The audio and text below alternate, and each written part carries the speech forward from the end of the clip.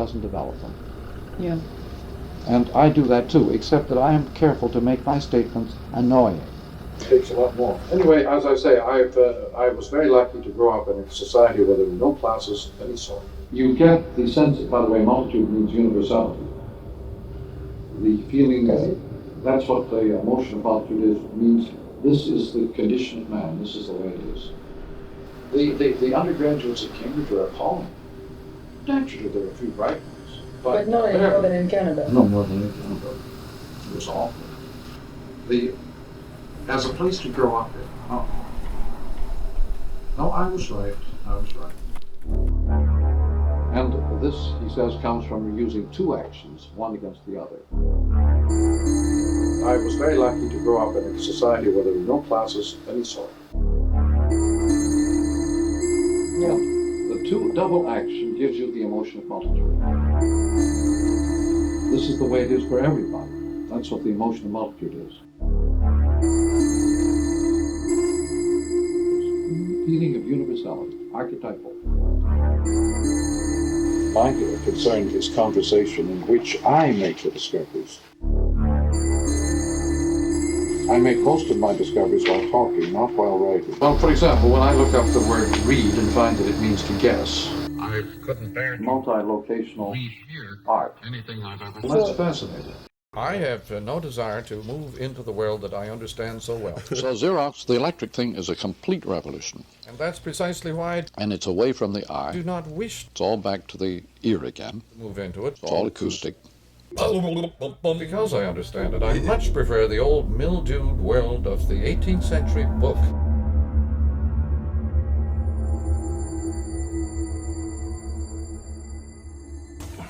Social responsibility, instead of just a sort of a private subconscious. They are artists. Remember, an artist is primarily concerned with getting your attention. Whether he's a poet or a musician, his first wish and hope is to trap your attention. This is the first hope and wish of every advertiser. He is an artist, certainly, to that extent. He wants to shape your attention, to shape your sensibilities, to create an effect upon you. Whether you believe a word he says couldn't matter less to him. He is interested only in effects, not in changing your opinions or thoughts about anything. And this is also true of a poet. Couldn't care less what you thought or felt about him or anything, as long as he gets his effect across. I had a rowboat on the Assiniboine and a sailboat on the Red River, and they were about half a mile apart.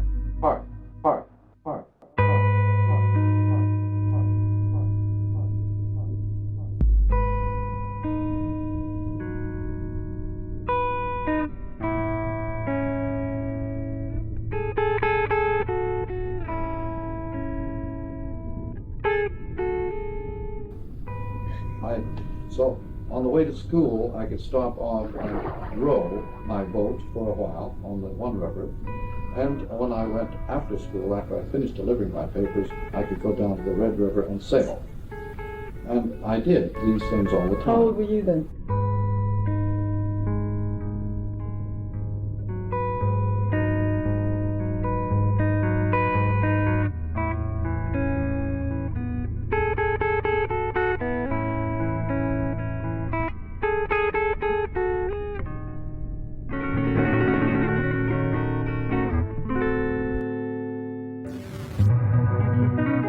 The whole damn Western world is finished.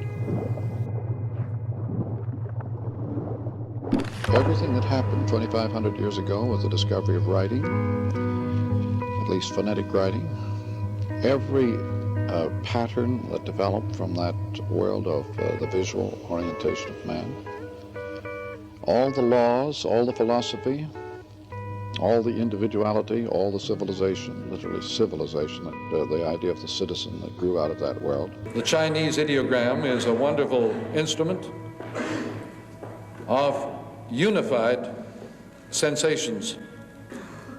It is so richly unified that most people in our 20th century have begun to study it very carefully as a corrective to our highly specialized alphabet. And this is one of the strange results of electronic circuitry in which you have everything going on at once, including no division between actors, audience, and authors and readers. Literally civilization, the idea of the citizen that grew out of that world, finished right now. It isn't going, it has gone. We just have a little aftershine left right now. It's gone. I'm not being pessimistic. I'm reporting something that happened some time ago. It's just we're just involved in a mopping up operation. It's just a pushover. Operation. But the disappearance of the private person, the private family, you can see, with the disappearance of the private person, everybody suddenly feels that private ethics are meaningless. And we call it permissiveness. And we don't feel we have the right to punish anybody anymore. Because society is really to blame. How can we punish anybody if we don't believe that anybody's responsible for anything? For anything, for anything, for anything, for anything, for anything, for anything, for anything, for anything, for anything,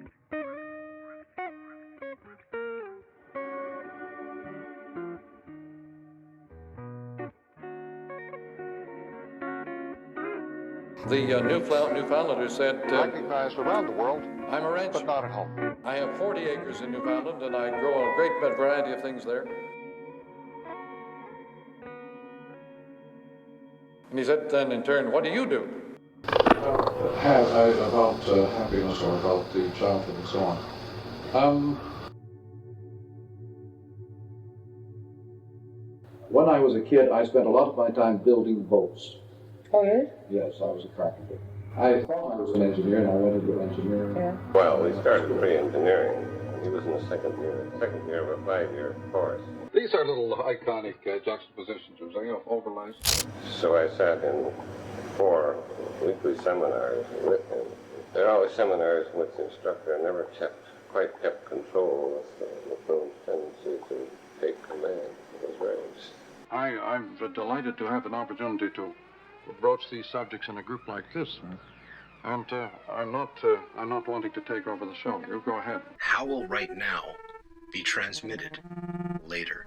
Oh, you weren't, nor were you accused of that. You know, maybe I can't ask you this thing then that I've thought of asking you. Easterbrook likes to talk of your taking over seminars and becoming the professor. Do you remember that? That early age? He remembers that you would captivate discussion in such a way that the professor became obsolete in 2 or 3 of the courses. I have no memory of that. Especially any Tendency to take command. It was very interesting. He'd done first year engineering, got a summertime job, juxtapositions, overlays. discovered literature. Pattern recognition. About happiness. Happiness to me is something I am not much interested in, I can tell you that. At no period of my life was I interested in being happy. I was very interested in getting on with what I was interested in. And in practice, that turned out to be a source of considerable happiness, in the sense of satisfaction. When I was a kid, I spent a lot of my time building boats. He was actually a pretty handy guy. He built, for example, sailboats. I used to have the plans for one of them. It's gone for a long time now, but I remember the name, How to Build a Racer. And when he got to Cambridge, he was a rower. My oar. Got into rowing. Well, you can't sail in those rivers anyway. The bridges are too low. There's too many of them. And we're very close because there's so many things we were reading that we found occasion to argue with discuss. We went through the Chesterton stage, What's Wrong with the World, a remarkable book, and he picked up L.L. Price. I have it somewhere with his name in it, Bill. Something on economics, an elementary textbook. He gagged at that. Since I was taking economics, I read Chesterton, became quite interested. And then from, I suppose, for over a year, there was plowing through the New Jerusalem, Folly Brown stories, a whole day. Standing arguing on street corners. Remember one occasion, we left some meeting, started to walk home. We didn't live too far away from it. And we were still talking when I noticed the milk wagons going by in the morning. It was about 4 or 5 in the morning. They were talking in that corner for roughly 4 to 5 hours. somewhere, completely unaware of time. The genius of Chet's written in his paradox, beautiful, and then of course disagrees a deal on a good many things. What's wrong with the world?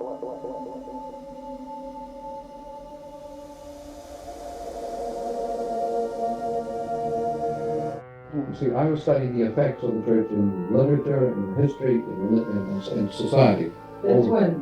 Well, when I was a student, when I was at college. I never soak into it because the idea is to keep you aware of the fact that here you are reading a book. I could see this, but anyway, when you study, So what did it happen? I studied the effect. I became aware that the church had an enormous effect in shaping Western men. Mm-hmm.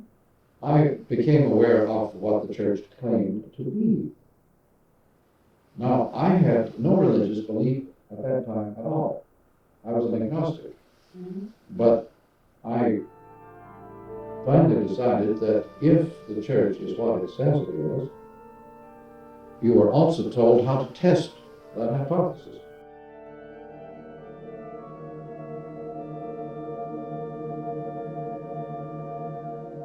What's wrong with the world? Tom used to cook bottom coffee for 2 bits. Winnipeg, Texas. And Andy Gilbert said, you'll like this idea. And that was a real eye-opener. When you have a computer working on cards, it reveals interrelations among data in files and so on that become patterns, quite abstract. And that was a real eye-opener. All right, Susan is a very important person.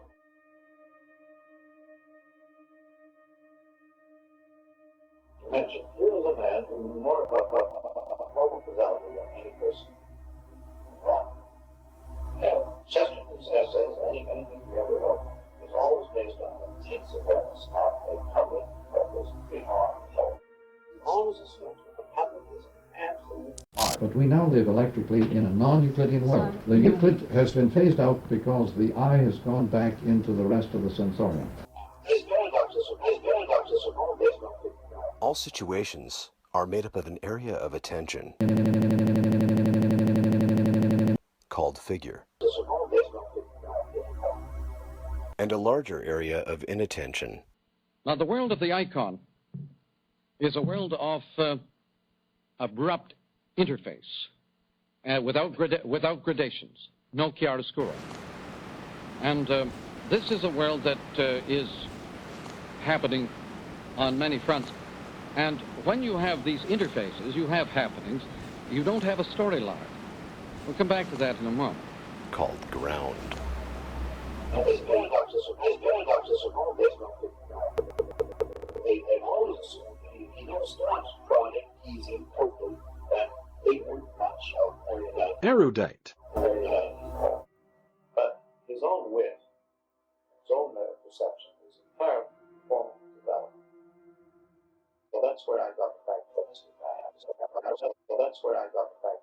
Graham. But he pays attention to the hidden grounds and the stages of our work. Anyway, when the subject came up, what about the pyramids? Did they enclose space? The answer was no. That the darkness inside the pyramid was to space what silence was to sound.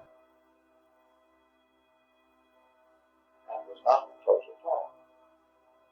However, Carl Williams at that moment said, the researcher is a man who deliberately creates interfaces in order to make discoveries. At this point, Carl Williams, the psychologist, objected that the spaces inside a pyramid, even though dark, could be considered as acoustic spaces, and he then mentioned the characteristic modes of acoustic space as a sphere whose center is everywhere and whose margins are nowhere. Yeah. In fact, the old Neoplatonic definition of God.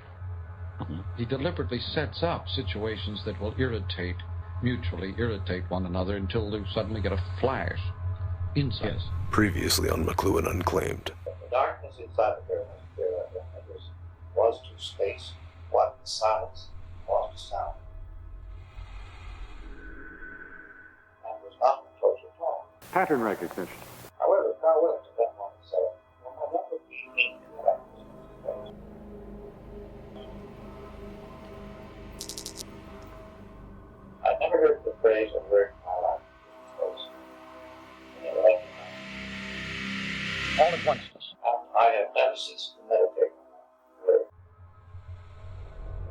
showed you several simultaneous all at once. aspects. The emotional multitude, I think we can discover quite easily, is engendered very much by acoustic resonance and interval, not by connection. And this is one of the strange results of electronic circuitry. Everything going on at once. No division between actors, audience, authors, and readers. Typically under conditions of information overload.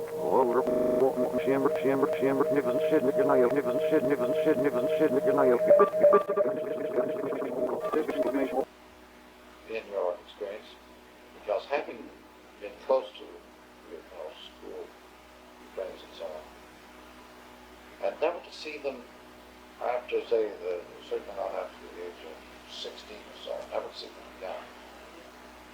Strange experience. Didn't even look you up when you became famous and said, I need 500? Thank goodness, no. Being an academic, I assumed that I was just a churchman. I was a churchman. Good thing. But you've never no, run into many of your classmates? No, indeed I have not. And partly because of Winnipeg being so far away. And people don't often go back to Winnipeg. They often leave Winnipeg, but they very seldom go back. No, I often think about certain individuals and wonder what they might have become years later. Some of them, like Bill Hawk, I think he became general manager of Eaton's. And there was Doc Guy, I think he became a judge. There was Alfred Tucker, I don't know. Well, Bill Ogilvy, Charlie Munson, and so on and so on. I cannot imagine what they ever became. And it would be very strange to run into any of them in their new roles and new situations. That this, never to have had the experience of meeting your own schoolfellows, as it were, never to have met them again when they were grown up, is a weird gap in anybody's life. I think it's now normal and accepted. It really is. And I think it means that your human experience is very truncated, very, very fragmented. Your ability, therefore, to assess the potential of anybody in front of you is very limited. All news is... You've not watched the whole process. Continuity. The whole. Right. I see exactly what you mean. Well, do you remember any of the people you knew who you went to high school with? Oh, high school sweethearts and all that sort of thing? Oh, yes. Remember, some of them are living in Toronto, but I never see them either. Faith. Who would they be? Oh, well. All news is faith. It's just, I just happen to know that there are a number of people here in Toronto, but I don't know their, for example, Gwen Cox is married to somebody whose name I don't know, but she is. Peggy Ord became Mrs. Bill Morton, and I guess he's Professor in Trent. He's head of this department. A well-known Canadian historian. But she was one of our immediate in our was living 3 or 4 doors away on Gertrude Avenue when I was growing up. It's pseudo-event. It's created by the medium that is employed. But there are very few. I have actually run into her. It was at one of these things at Queen's Park, one of the receptions, big state receptions. Right. Bill Martin was there. But it is a strange experience. And something which I think mankind has taken for granted all through the centuries is for North Americans is rare. They're so damn mobile, get around too much. What did your father do after the war? After the war, he went into the insurance business eventually, but I don't know what he did initially. I think he was in real estate. He was in Edmonton, he'd been in real estate. He'd been? Real estate. Right. The mind, remember, works much faster than electricity. The speed of light is very slow compared to the speed of thought. literally. The speed of light is not a fraction the speed of thought. So the possibilities, therefore, of controlling our technologies are considerable if we choose to study them. You live typically under conditions of information overload. Any of you folks that would enjoy learning about the poetry of physics may do so tomorrow at 2. At IBM, this is called pattern recognition.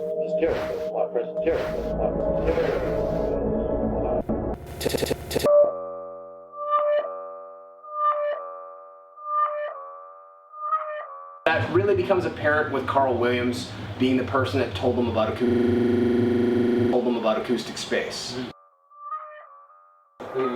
No, that's what I was interested in. I mean, how many thoughts can you cram in your head? It isn't a question of how many thoughts. It's the fact is that when you confront the page at that speed, you apprehend it as a gestalt. Now, that I can understand. And that is a kind of figure ground, and that is depth. And it is a sort of iconology. It is a kind of sculptural approach to the page. But the page ceases to be lineal at speed, by the way. No, I can see that. Yes, it ceases to be lineal, and you begin to take it as a No, I can see that. Yes, it ceases to be lineal, and you begin to take it as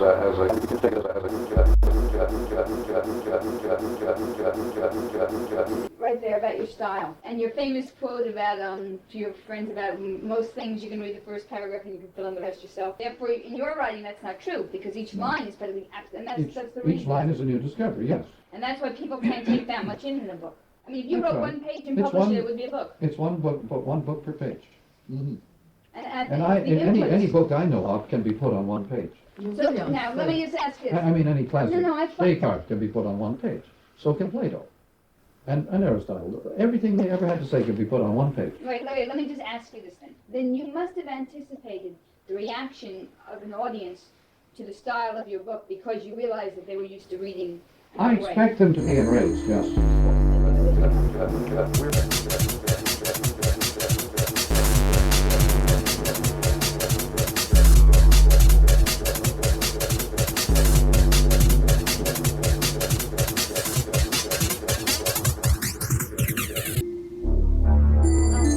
You went to Cambridge University, right? Among others. That means you completed school, right? I completed several schools. I did 2 PAs, 2 MAs, and 1 PhD. Well, why? If you say school should be bypassed. Because I regard it as utter leisure. Among others.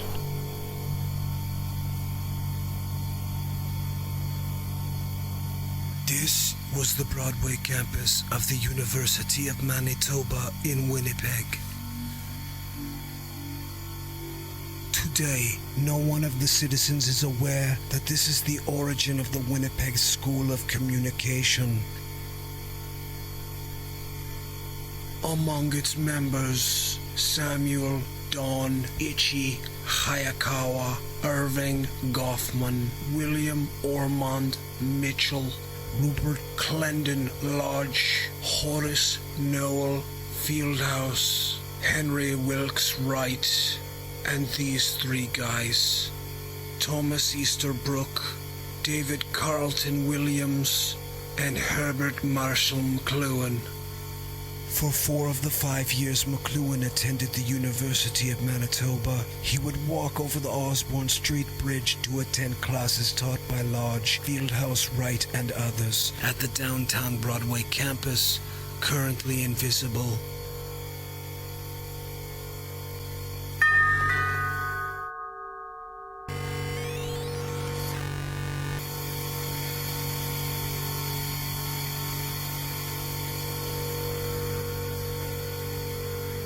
Hayakawa, from Winnipeg, 6 years before McLuhan, graduated with a Bachelor of Arts, published an article about T.S. Eliot entitled Mr. Eliot's Autodafé.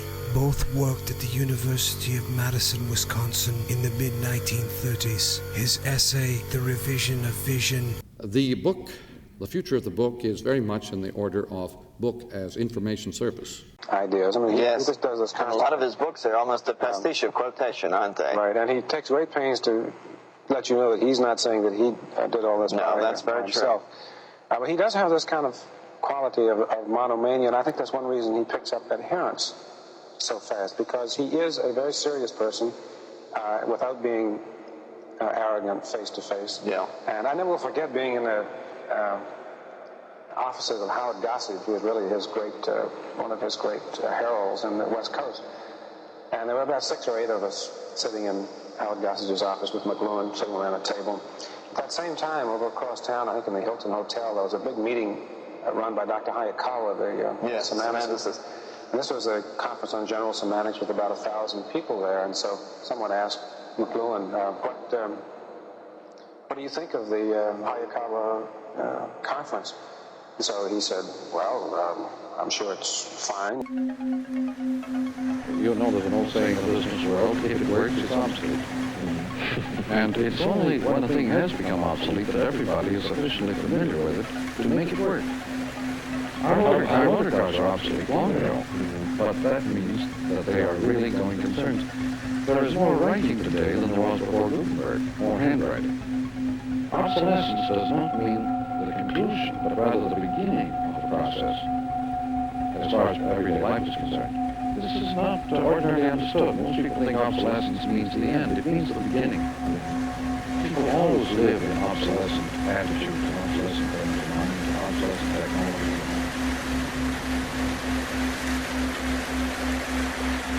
Okay, in the first edition of Understanding Media, when you Says, but what disturbs me is that by the time that you can find premises on which 1,000 people can agree thoroughly enough to come together, and the premises themselves are already obsolete.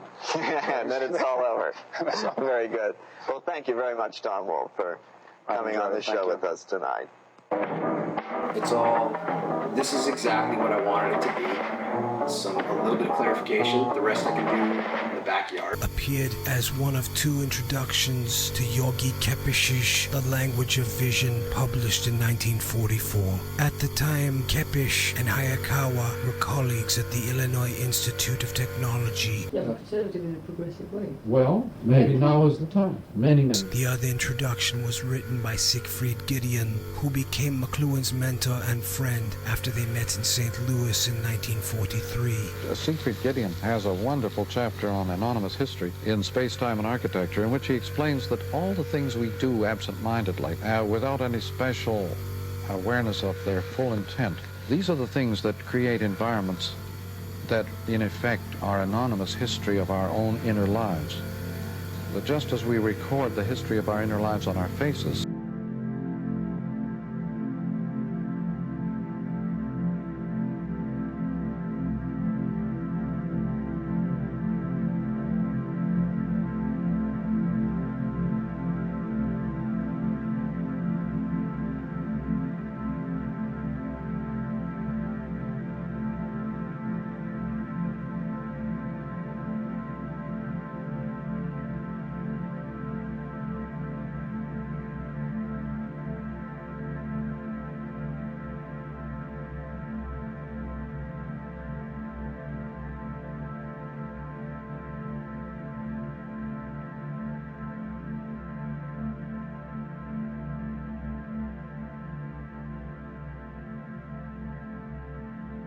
the implications of this will just be absolutely revolutionary. I mean, the magazines and the media and all that took them over. I mean, let me give you an example of the sort of no think, no balls stuff that went on in the 60s. I think it was at the same time that this conference was going on that we all met. Newsweek magazine wanted to do a cover on Marshall. So they invited him to the high church lunch on the top floor and all that kind of stuff.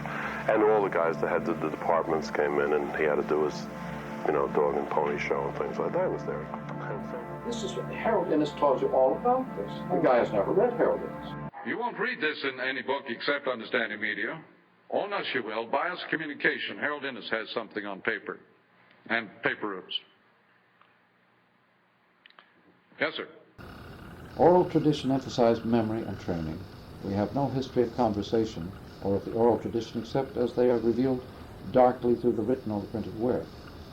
The drama reflected the power of the oral tradition, but its flowering for only a short period in Greece and in England illustrates its difficulties. The oral tradition soon phased itself out. Mm-hmm. A simplified and flexible alphabet and the spread of writing and reading emphasized logic and consequently general agreement. The spread of writing widened the base by which the screening of ability could take place. The feudal hierarchy of Greece was weakened by an emphasis on writing, which became a type of intelligence test. The writing age was essentially an egoistic age. Now, everyone enclosing themselves with their little pen and their absorption little of paper. energies in mastering the technique of writing left little possibility for considering the implications of the technique. They were unaware of the effects, he says. But this is typical. He makes statement after statement after statement. He doesn't develop them. Yeah. And I do that too, except that I am careful to make my statements annoying. Because I know that people are going to go sound asleep unless you annoy them very, very much. And I'll have a look at it. it belongs up on the top shelf. On the top shelf. There's also his Empire and Communications is here, which is a study of the growth of empire through media. I wish I'd learned speed reading before I came here. You can't read him speed.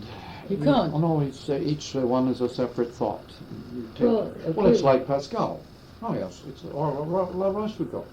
You can't speed read La Rochefoucauld. Well, what can you speed read then? You can Voltaire. The New York Times. I can read the New York Times in 20 minutes, a big fat paper, because it's so nicely, smoothly written.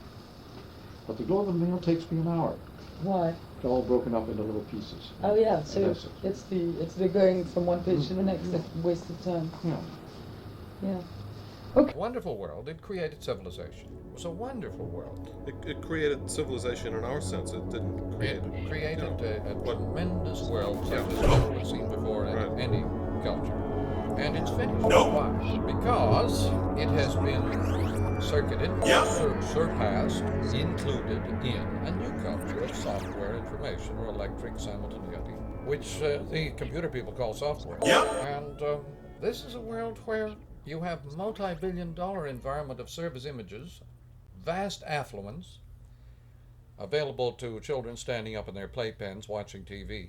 What are your thoughts on space travel? In 1400 BC, on the island of Knossos, there was invented the first phonetic alphabet. It was very primitive, but nevertheless it did have phonetic symbols in it. Built on the model of a book. Now, Knossos is very close to Egypt.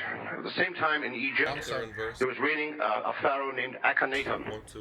And he was the first pharaoh in Egypt to sponsor illustrative painting. Civilization. It was a wonderful world.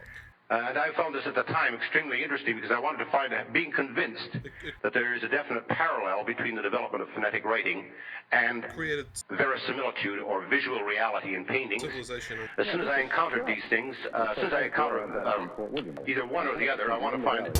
Oh, these guys are very superficial. They're little debaters, you know. Yeah. They're debaters. That's what my question was. They're debaters. He always uses the available means. He's like a politician.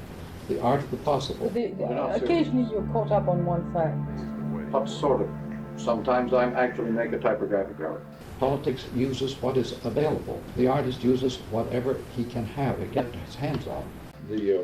My concern is conversation in which I make the discoveries. Well, what about people like Dickens? Same. He lived in the telegraph age, remember. He was a reporter he worked with the telegraph all the time as a reporter. I make most of my discoveries while talking, not while writing. What comes out in the article is, and on the one hand this, and on the other hand that. So he was, Mr. Jingle wrote all his prose in telegrams. That's way back in 1835-40. Dickens' character, Jingle, spoke all his prose in telegraphese. There are those that say this man is a genius, and yet there are others who say he's a charlatan. What do you think? Dickens' character, Jingle, spoke all his prose in telegraphese. We won't impose our view. Did you see Richard Schickel's wild attack on me in More, paper called More? What is the paper called More? Where is that available? Oh, it's a New York paper. Oh, that son of a bitch, you know? See, he's bringing out a new book himself, and this is a chapter on me in his new book. On meditation, speculations on celebrity in America. And it's a wild swinging attack. Quite unscrupulous. You see, to me, one thing I'm glad in relation to you is that McLuhan as a fad has passed. But to me, McLuhan as a giant is just beginning. Well, thanks. In that, you know, look, from my position, I feel that my book stands on your back. You know, in that... Certainly doesn't stand on my toes. I don't feel uncomfortable. Yeah, well, what I mean by that is that what you have opened doors that people like myself from my body of experience can go into and flesh out an experience because you didn't work in the areas I work. See, also, you're not using a point of view. You're using perception. Views on you, that's authoritarian and all that, the bastard. The pusillanimous little scribbler. You know, there's a guy lying in a public place. In the Mechanical Bride, I took a moral stand. Right. Because I was dealing with the effects of one medium only, the mechanical. Okay. So Now, do you regret having moralized in no, the it's Mechanical Bride? simply that I would never waste my time doing it again. Because moralizing in that particular book is absolutely a waste of time. It's strictly a literary book with literary types of value judgments made by a literary man And about mechanical culture. the book ceases to be a service when there are 39,000 new titles every year in the United States alone. It becomes a nuisance. Committed. Bernie Mullertime will say, in the philosophy department at St. Louis University, very, very eminent philosophical and metaphysical mind. My best friend at St. Louis University, Bernie Mullertime. By oath and... There are 33,000 new titles per annum in the UK. all that to write the truth and all that. Nobody has time to read more than a few dozen books sort of stuff per annum. You know, wrap himself in the First So what about all these new titles? Amendment when somebody What's the meaning? threatens them a little bit. Everybody begins to get very annoyed. Get out, you know. At this super So that's the kind of production. crap that came down. The number of people who would Same with the motor car. show up in public The researcher is a man. and say, Very, very tight little world. he's the man, small. You He's begin to always look easy at to people say. and say, I wonder where he's going. What the hell's he taking up all that space for, making all that pollution for? Mutually irritate one another until they suddenly get a flash, insight. You begin to take it as a gestalt. Which says in certain circles, you know, glorious reputation, with 3 guys from Winnipeg. These are all buddies. That's right, but not just. The exploration school, then, now, and next. Here you are, reading a book, you've got the damn thing in your hands. Don't lose consciousness. Yeah. That's manipulative. Don't lose consciousness. Yeah.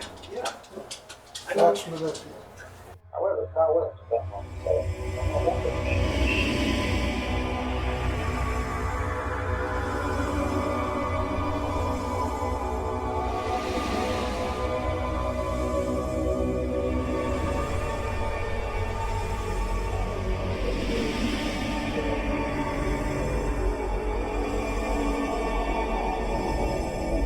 I have never ceased to meditate on that very problem. And then I think Marshall was getting together a little group. Carl Williams, Ted Carpenter, of course. I've worked on all these problems with Carpenter. There's another book called the Thing of Every Hell. Oh, yes, I heard that. And this is one of the strange results of electronic circuitry in which you have everything going on at once. Writers, that their task as writers would be from now on the etiolation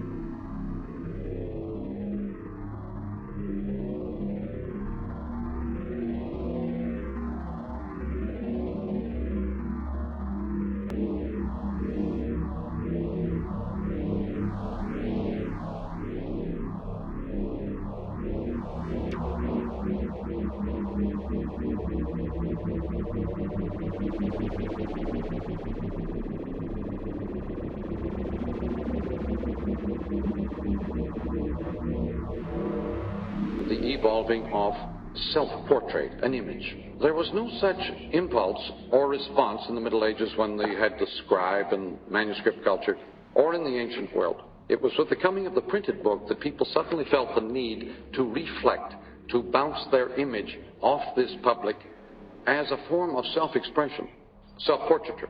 Self-portraiture was a very special response to the printed word and was never felt as a need or a response for the manuscript form of culture.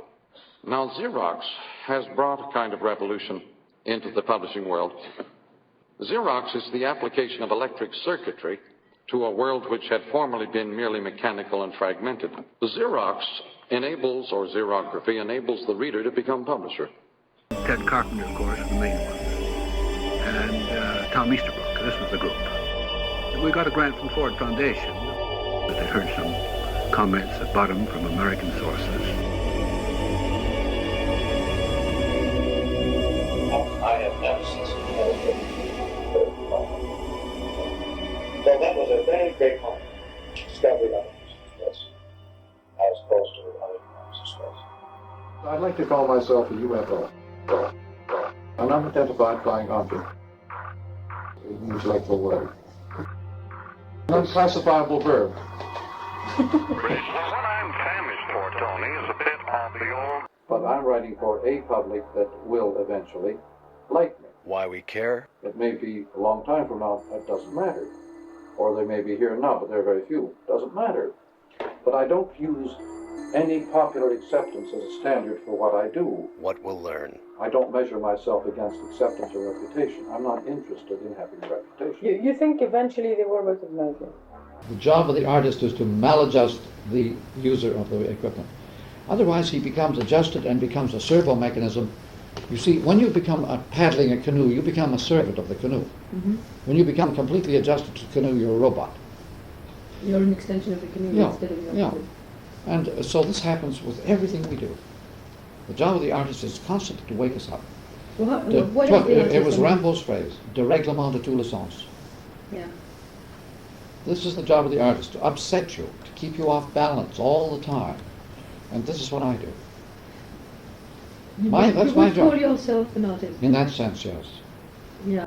My approach has to be used if anybody wants to get hold of anything. Who will meet? Why we care? It's the only possible way of coming to grips with your time. Mm-hmm.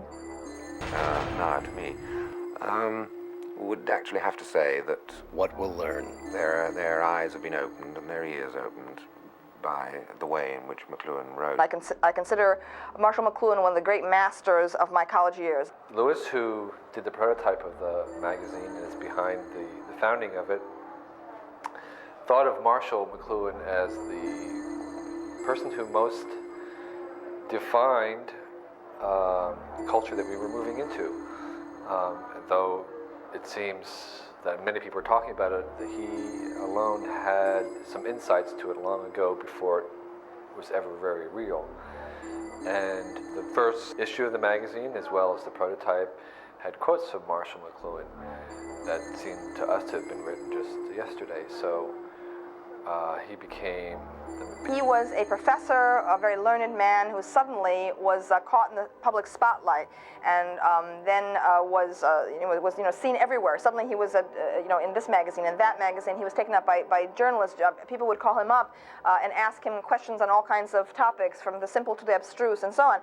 And we haven't had anyone like that, before me, since McLuhan. The old Blarney, Killarney, the minstrel boy to the war is gone, all that sort of crap. It's a long way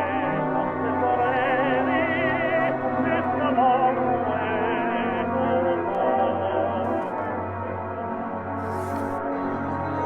Mr. Soprano, I'm Michael McLuhan from the U.S. Marshal Service, here to reattach your electronic bracelet.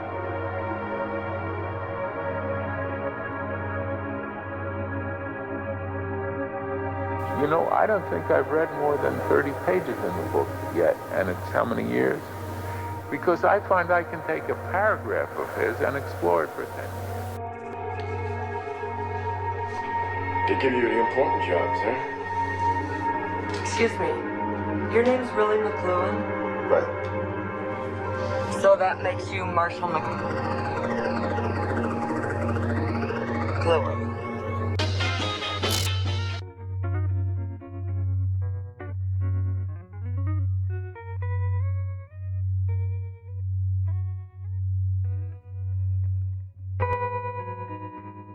Our youngsters today have automatically rediscovered the meaning of myth. They live mythically.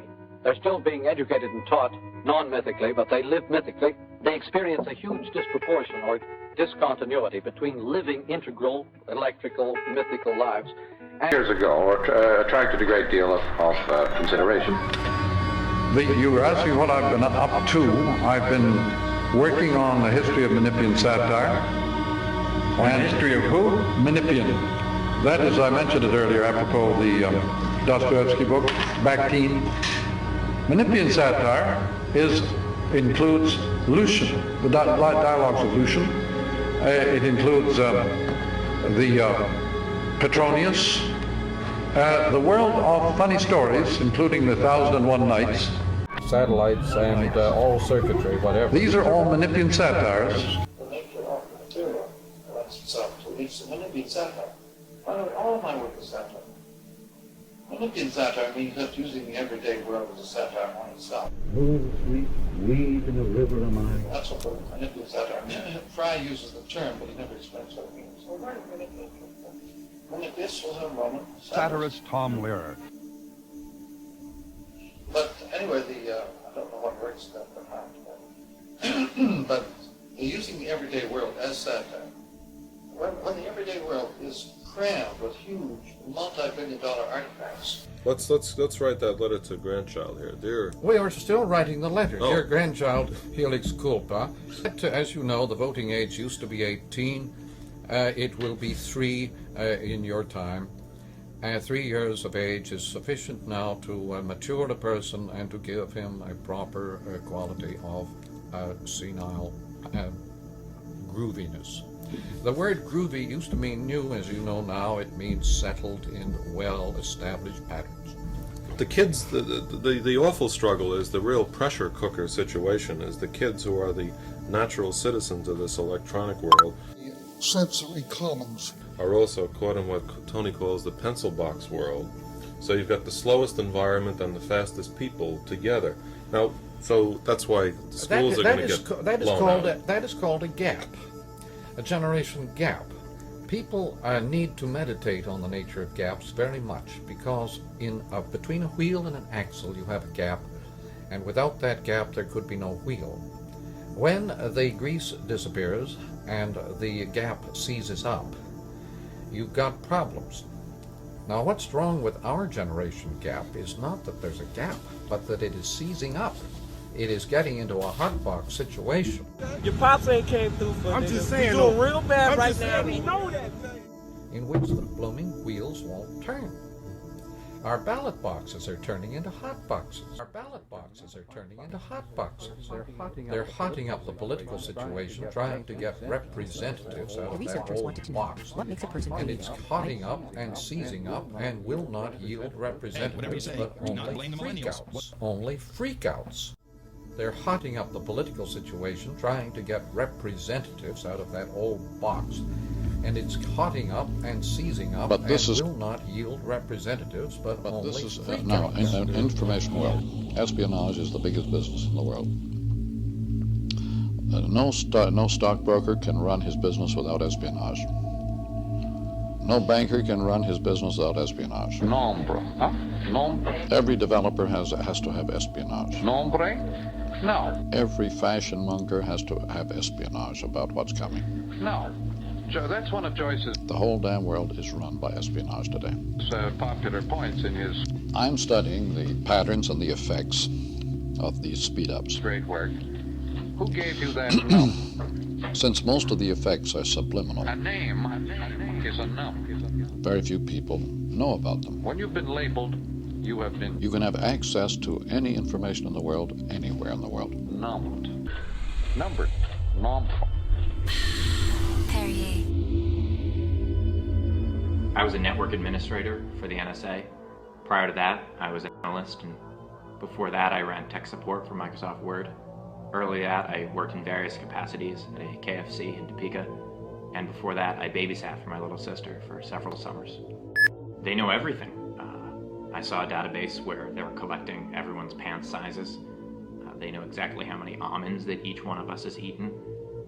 They keep track of when you use your friend's password to HBO Go without their consent, and watch the last couple episodes of Game of Thrones to find out what happened with that guy's penis, because that was a jarring moment. This is the paradox. There's no longer any such thing as secrecy. That's what the joke about the Watergate affair. What Watergate is the game of triggers. Never mentioned in the press. Never mentioned in the press. Never mentioned in the press. The new criticism has brought about a total revolution in reading habits. We now read in depth. I.A. Richards used to say at Cambridge, a small poem, a small 8 or 10 line poem, was quite enough for him for a week's intense study and reading. He couldn't read 2 poems in 1 week. And this sort of depth reading and depth analysis and depth consideration of all situations, cultural as well as individual, psychic as well as economic, this multi-leveled awareness, multi-sensuous awareness of all situations is, I think, directly involved in the TV image with its tactile values. But this example you give from Cambridge precedes TV, though. Oh, yes, because just as Cézanne and Seurat and Rouault all discovered the relevance, the new relevance of tactile values, as opposed to conspicuous pictorial values, they discovered these things 60 years ago, 70 years ago. And now this is becoming generally available to all the public. The whole public gets conditioned to that sort of thing. The popular technology now reinforces this older aesthetic revolution, yes. Carry on. Well, I think I need a breath. You need a breath and a cup of tea, perhaps? One thing I know, and I think other people know, is that when the politician goes on TV, he has to have charisma, or he's dead. And some people, charisma means looking like a lot of other people, like Cronkite. If you reassure people by resembling a lot of other people they know and approve of, you have charisma. But if you don't have a resemblance to a lot of other people who are socially acceptable. Let's say the Tower of Babel. On the other hand, Finnegan represents that in another level, the Finn or tribal cycle, to which we now return again. He's the tribal man, the corporate expression of the tribal man. First, I might point out that the title, The Medium is the Massage, is a pun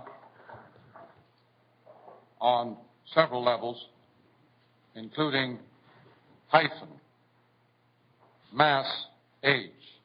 The electric age is a mass age because all electric media are instantaneous, and therefore the individual and the group cease to have their old outlines or characteristics at all. Under electric media, just have a world tribe, probably to be ruled eventually by Pat Paulson. But about the 2 Navajo Indians. The medium is the massage means also that every medium of whatever kind, speech or match, or cigarette. A cigarette is a weak form of pot or LSD.